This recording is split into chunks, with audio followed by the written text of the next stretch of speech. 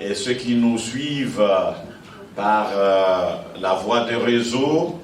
La parole de Dieu va vous atteindre partout où vous êtes, et que cette parole puisse vous édifier, et que cette parole puisse vivifier tout un chacun.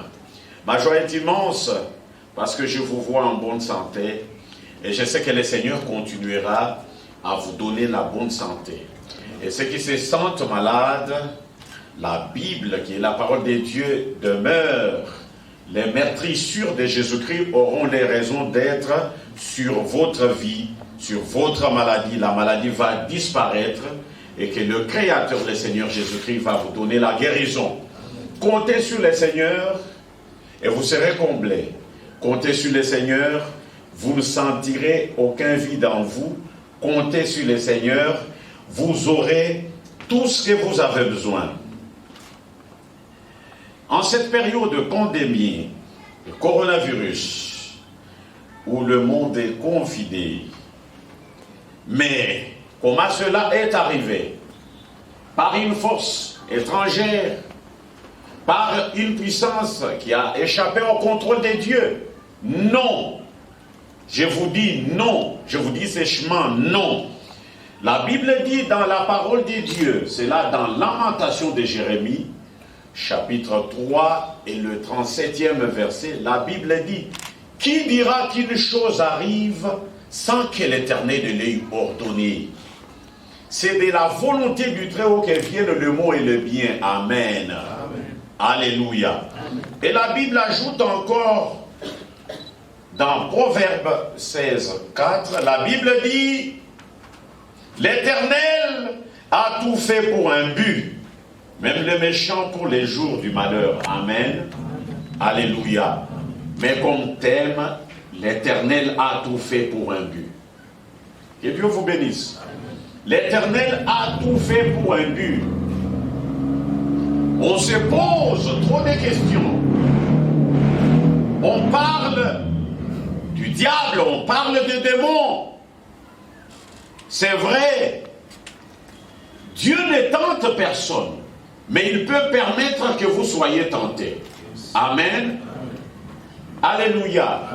On parle des démons, de ceci, de cela, l'esprit démon, tous ces esprits-là ne peuvent pas se lever, se mettre à agir si ces esprits-là n'ont pas reçu l'ordre venant de Dieu. C'est pourquoi la Bible dit: qui dira qu'une chose arrive sans que l'Éternel ne l'ait ordonné? Et la Bible ajoute en disant: l'Éternel a tout fait pour un but. Même cette période de pandémie de coronavirus, l'Éternel a fait cela pour un but. Amen. Amen. C'est pour amener tout un chacun à raisonner sur sa vie, à s'auto-examiner, à se demander s'il advenait que le retour du Seigneur Jésus-Christ arrivait, en quel état le Seigneur va vous trouver. Amen. Amen. Le Seigneur a tout fait pour un but. Et il sait très bien que l'homme a tellement peur de la mort. Il a tellement peur de la mort. C'est pourquoi la pandémie ravage comme vous n'avez pas idée. Vous pouvez être avec quelqu'un aujourd'hui, quelques 2 ou 3 jours après, on vous dit que celui-là est mort. Mais cette période-là est arrivée. Tout un chacun se sent secoué par la mort.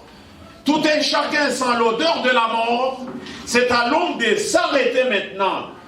Que si la mort me surprenait, si je mourais, dans quel état j'irais? Dans quel état irai-je? Amen. Amen. Alléluia. Amen. Quand l'homme prend du temps de s'examiner, il s'examine à fond. Tout chrétien doit prendre la résolution de se préparer. Amen. Amen. Notre problème n'est pas celui de craindre ce qui tue le corps et qui ne peut pas tuer l'âme.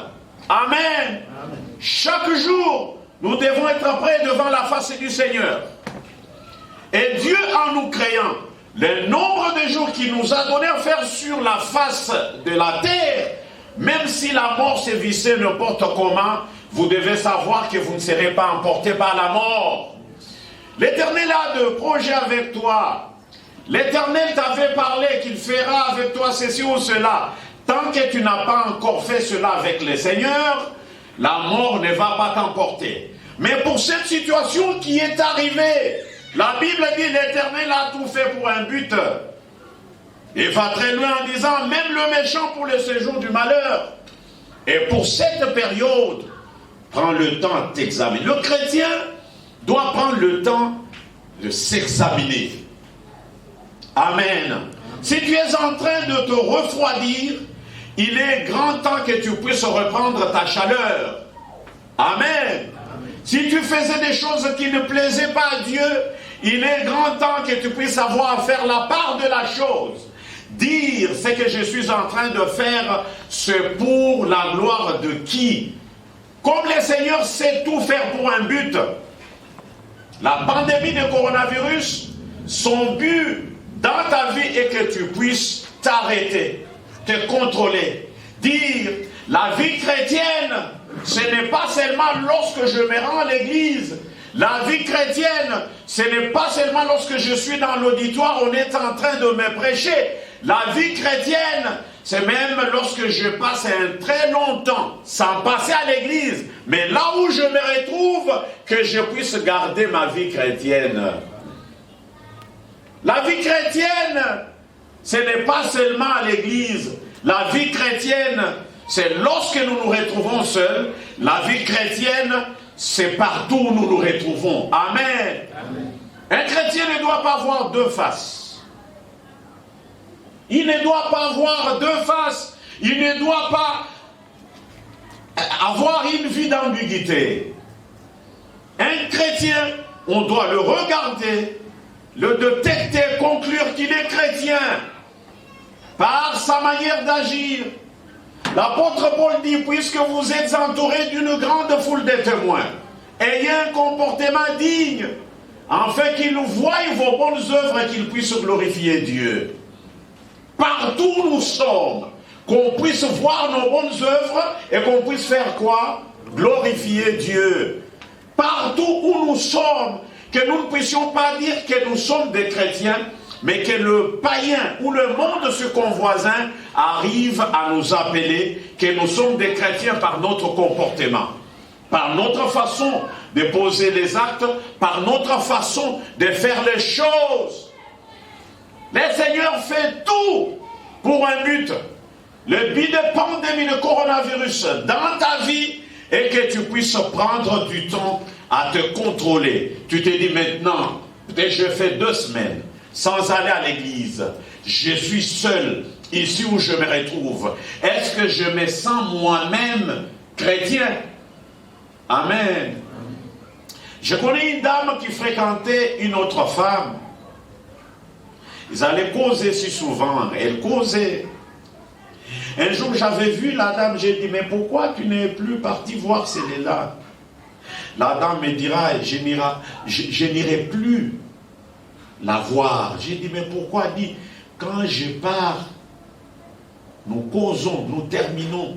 Lorsque je rentre, je me sens toujours sale. J'ai dit, c'est-à-dire quoi? Elle dit, non. Quand vous arrivez, elle ne fait que citer des gens et parler de gens en mal. C'est pourquoi je ne dois plus la fréquenter, parce que lorsque je place un mot dans ce qu'elle dit, je me suis aussi. Amen. Amen. La vie chrétienne, c'est lorsque nous sommes seuls. Amen. Et lorsque nous sommes seuls, nous devons savoir et nous rendre compte que celui qui est omniscient et celui qui voit même dans l'invisible nous voit. Nous ne pouvons pas être là aux yeux des humains. Nous avons la peau de brebis. Et lorsque nous nous retrouvons dans d'autres milieux, nous sortons des griffes et nous sommes des loups. Il nous arrive à mal parler, à mal poser les actes plus que le païen même. Paul dit, j'ai trouvé auprès de vous le péché plus que ce qui se retrouve au milieu de païens. Vous vous êtes divinement avertis que vous puissiez demeurer, marchant de manière à plaire le Seigneur. Amen. À plaire Dieu. partout où tu vas te retrouver, que ce soit dans l'avion, dans les véhicules, dans une autre ville, mais que tu puisses savoir que tu as une identité à part, l'identité de Jésus-Christ, qu'on puisse t'identifier réellement que tu appartiens à Christ.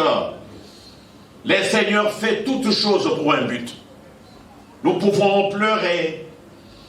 Il n'y a pas de démons. Qui dira qu'une chose arrive sans que l'Éternel l'ait ordonné? Il ordonne certaines choses que nous puissions nous arrêter, que nous puissions nous contrôler. Vous verrez, quand les portes des églises vont s'ouvrir, serviteurs, n'ayez pas peur, vous aurez un grand travail d'aller fortifier ceux qui se sont refroidis dans la foi. Parce qu'ils ne venaient pas à l'église. Ils ne prennent même pas une minute à méditer la parole de Dieu. Une minute de prière, non! Il y a ceux qui sont contents, même ceux qui écrivent sur leur... cette période, c'est un temps, pas un temps de repos, c'est un temps d'un grand travail, où le chrétien là, il dit, mais maintenant, les portes de l'église sont fermées. Je suis ici. S'il advenait que Christ vienne, dans quel état va-t-il me trouver? S'il advenait que je puisse mourir, comment irais-je? Amen. On doit prendre le temps de s'examiner. Il doit s'examiner, savoir quelle est sa position devant la face du Seigneur. Gloire soit rendue à Dieu. N'ayez pas peur. Lorsque tu vas te demander s'il advenait que tu puisses mourir, tu diras non. Ça, c'est lorsque tu t'examines. Mais le nombre de jours que tu feras sur la terre des hommes, ce sont ce nombre de jours-là que le Seigneur t'avait donné en t'envoyant sur la terre. Amen. Avec le bagage de bénédiction en toi, et en toi avec le nombre de jours que tu feras sur la terre des hommes. Mais comme Dieu sait faire toutes choses pour un but, cette période où vous apprenez des villes qui étaient déconfinées, on les a reconfinées. On vient de reconfiner Pékin. Il y a des cantons en Allemagne qu'on vient de reconfiner. Il y a ceci, il y a cela. Le championnat de football avait repris, on vient de stopper. Tel joueur était testé, tout ça. Ces choses, nous les entendons. Mais Dieu te donne la bonne santé. Tu es debout, tu marches. Cela ne doit pas t'amener à être dans la distraction.